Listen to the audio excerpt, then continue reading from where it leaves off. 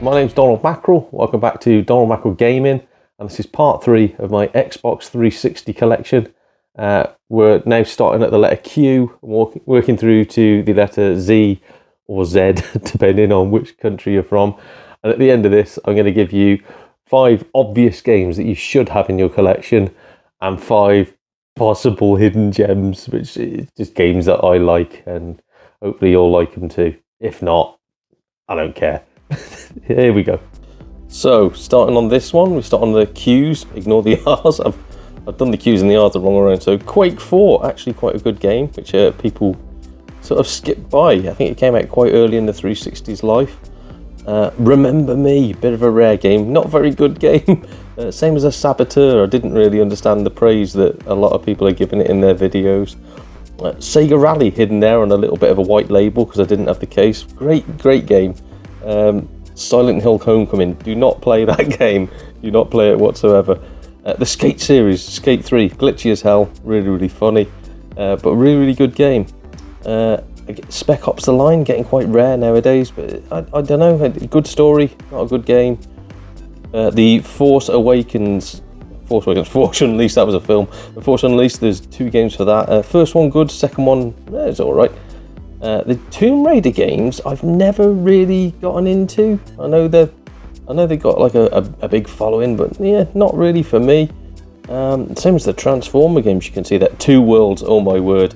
If you ever want to realise just how good Skyrim is, go and get 2 Worlds. What a game that is. don't get 2 Worlds. And you can see right at the end here, the wrestling games I've got a few WWE games. I don't really watch wrestling, but I like playing the games quite weirdly. Anyway, that's it. Yeah, so that wasn't so long either. I did have to split it into 3 different sections though, just because it would have been insane to try and watch in one video. But now we're going to go into the 5 games, again, Q to Z, that I think everybody should own, and then we'll end up with 5 hidden gems. So we'll start the games that you should definitely own with what I consider to be an essential title. I think most people will have heard of it, and I'm guessing it's in most people's collections.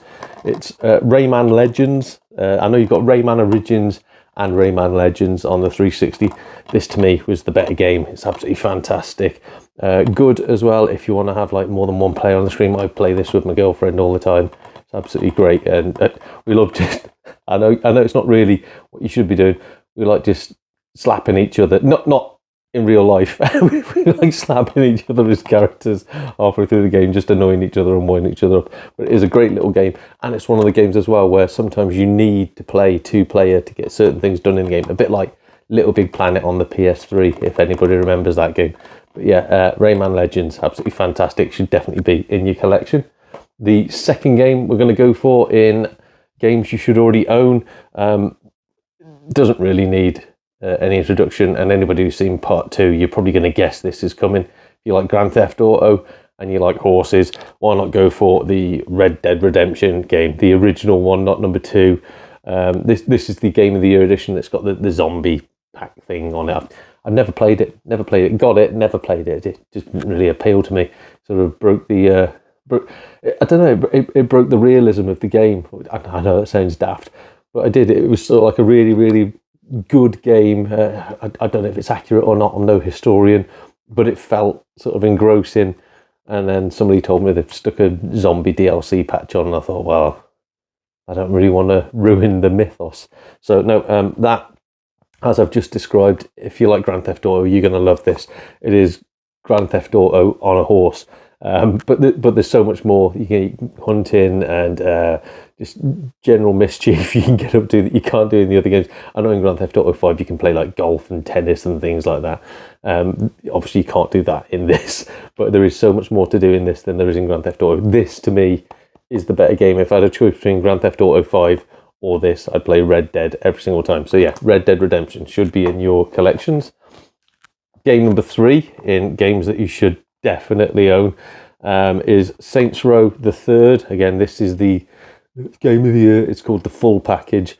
You don't need that, just the base game will do. Again, Saints Row, the original one, I don't think they knew what they were doing. They tried to have a Grand Theft Auto, they tried to do their own thing. it was really cheesy and it didn't work. But then I think they just lent into it. They just sort of went, well, you know, if we're going to be we've got Grand Theft Auto at home, we might as well go full bore with it. So Saints Row 2 came out. That was great. That really did. It was so funny. It was a fantastic game. It would have been on this list if it wasn't for Saints Row 3, which to me was absolute perfection. Again, I can't go too far. I think kids do watch this station, so I can't go too far into what you do in it. But it is a brilliant game. If you were going to pick out the entire series, I'd go for number 3. Number 4 is all right, but it really went over the top to a stupid level that made it not very fun to play.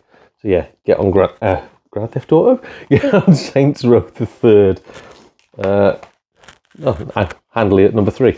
So at number 4, this one, I'm guessing everybody's got it. They've at least got the first episode because it's free to download. It's such a moving game, such a great game. The ending was heartbreaking. Is Telltale's The Walking Dead, which a lot of people sort of forget about now. But again, this was an essential game if you had the 360 back in the day. I first played it on the PC, first completed it on the PC, and obviously when all the Telltale games came out on the PS3 and Xbox 360, that's when I started collecting them. Again, I can't go too much into it, and it isn't a game for kids. But the main character, Lee Everett, has such a great story, such a great arc. I don't want to ruin it for you, but if you're a fan of The Walking Dead, not just the TV series, but if you're a fan of like the comic books or anything like that, this is the game to get. Ignore all especially the new ones. Don't go for the new Walking Dead games. Get that. It's all you need. And anybody can play it as well. Anybody within the age range, which is 18, anybody can play it. So if you've got somebody who's not too clued up on how to play games, it's nice and easy. It's basically a point and click adventure where you just make choices. Fantastic. Walking Dead by Telltale Games.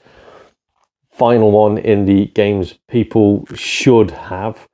Some people say it's a tricky game, and I'm really not a good gamer. I'm really bad.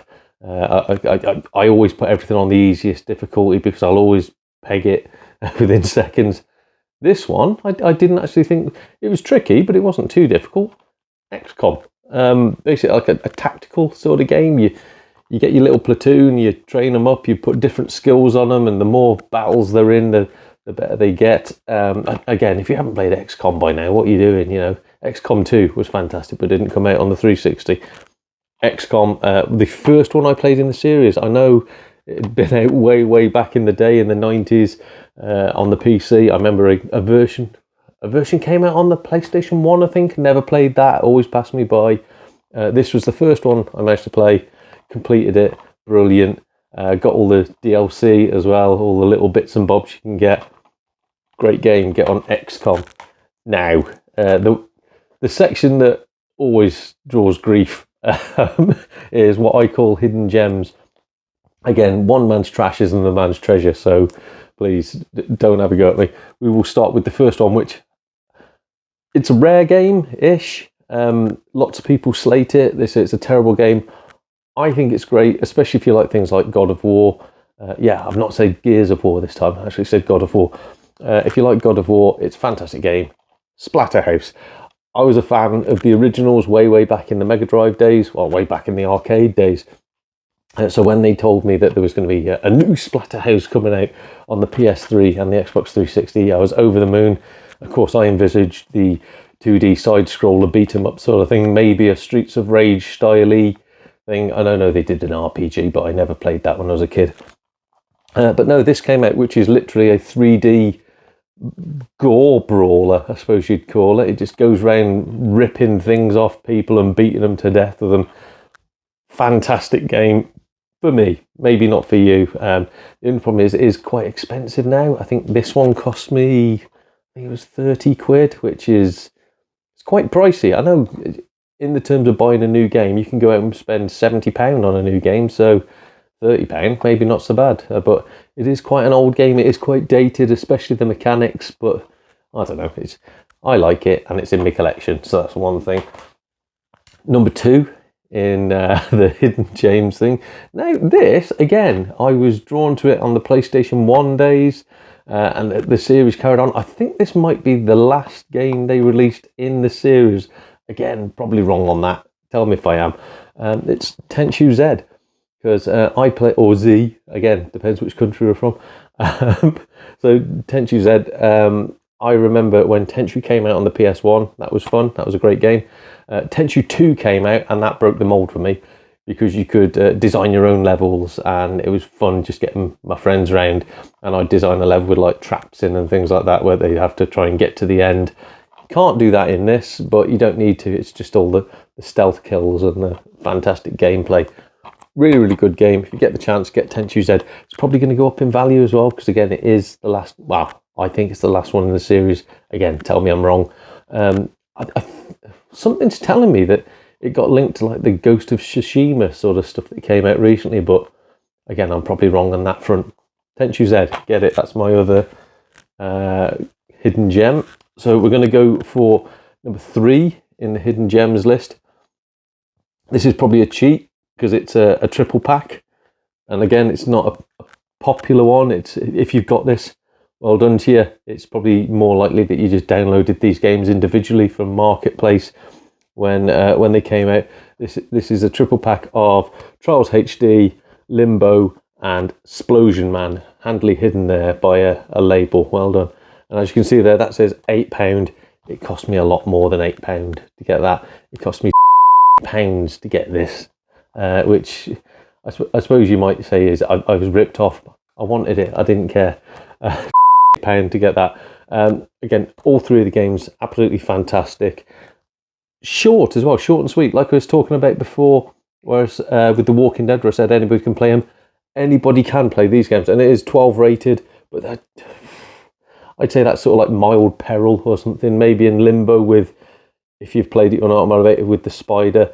Explosion Man, literally, there's no gore, there's no violence. It's just a man who can explode himself. But again, it's cartoony. There's nothing dangerous about it. And Trials HD is just literally Trials bikes, and it's a sideways moving sort of Trials bike situation where you've just got to balance your bike out and make sure you get to the end before falling off.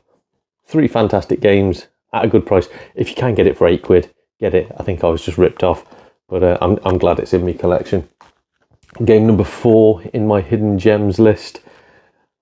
Now, this one, the second game is coming out. I'm sure it's coming out now, or it might be out now. I don't know. I'm not too clued up on modern games. It is a Warhammer 40,000 Space Marine game. Great game. Again, back to, I don't suppose you could call it like God of War, but it is very hack and slashy. It's great. If you're a fan of the 40,000 series, I wasn't until I got into YouTube, and then I've watched every single video on it. I've still never played the tabletop game or anything, but I do like a lot of the 40,000 computer games or video games that have come out. This one is a third person sort of action adventure game where you go around just shooting things with your bolt gun and slashing things up with your, I don't know what you call it. It's not a chain. Is it a chain sword? I think it's called. I don't know. I'm not great on these, but fantastic game. Really, really good story. Not going to ruin it for you. If you're into 40,000, you probably know it anyway, and you've probably already played it. Very, very excited for number 2. So can't wait for that to come out and for me to get hold of a copy of it. The final one of the hidden gems list. This is this one's Battle versus Chess, or LMA Manager 2007. It's always like, oh, I suppose chess isn't a sports game, but this is a sports game. It's the World Snooker Championships Reel 11. Again, you're probably going to hate it. To me, it's brilliant. The graphics are awful. They belong on... PS2 is being nice. Genuinely, the graphics are terrible. The gameplay's not the best, but I blummin' adore snooker, and this was the last decent snooker game I think I've ever played. I remember one came out on the PS4. I tried playing it. It was pathetic. It was an awful game. And again, this, you can pick it up for £1, £2 now. Brilliant. What more do you need? It's got Ronnie O'Sullivan on the front in 3 different poses, probably because that's his 3 different personalities. I don't like Ronnie O'Sullivan, but I do like this game. Get World Snooker Championship Reel 11. Fantastic. And that is the end of my Xbox 360 collection. Sort of. because while I've been making these videos, I've been doing a little bit of buying, a little bit of selling. I've not sold any of my collection. Luckily, that's all still there. But I've been buying like job lots from jumbles and boot sales.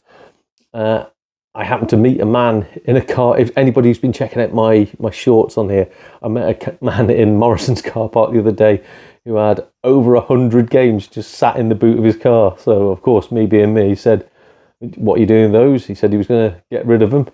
So I didn't know if he meant take them to the tip or whatever. I bought them off him. So I've had to sift through those. I've got rid of a few. I've kept basically a box of games that I want. And what I'm going to be doing now is I'm going to be doing some pickup videos for you. So please do keep on this channel. Please do subscribe. I'm struggling for subscriptions. I think it's like 98% of the people that are watching my videos aren't subscribing. Perhaps it's me. I don't know. But please do subscribe, do like it, do comment, put anything, get this algorithm up, get more people watching the video. And yeah, I've got some nice pickup videos come with some really rare games, which I'm very excited about. Anyway, Donald Mackerel Gaming. See you again soon.